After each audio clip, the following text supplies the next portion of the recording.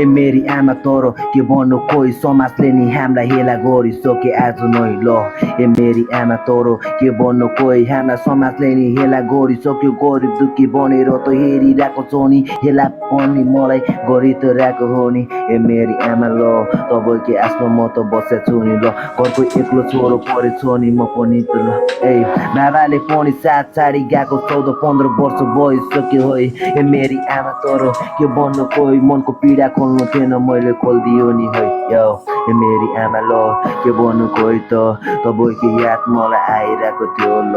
ए मेरी आमा तोरो के भन्नु कोही ल मनको कुरा मलाई खोल्नु मन थिएन त्यही पनि त मैले आज खोल्दै मनको कुरा है ल ए मेरी आमा के भन्नु खोइ समाजले नै हेप्न थालिसक्यो आफ्नो यस्तै परेछ नि आमा तोरो है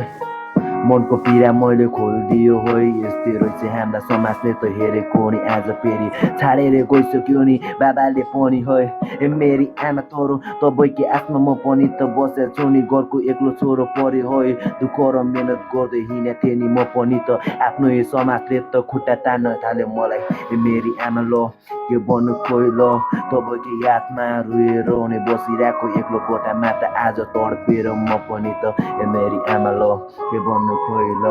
ए मेरी आमा तोरो यस्तै परेछ नि है गरिब र दुखीको त जिन्दगानी यस्तो नै पीडा त बोकेर त हिँडेको छु नि धेरै मै ए मेरी आमा सङ्घर्ष त गरिरहेको छु नि म पनि त यस्तै परेछ नि आमा ल तपाईँकै आसमा म त बसिरहेको थिएँ ए मेरी आमा तोरो के भन्नु खोइ बाबाले नि साथ छाडी गएको 14 वर्ष भयो है 14-15 वर्ष भयो है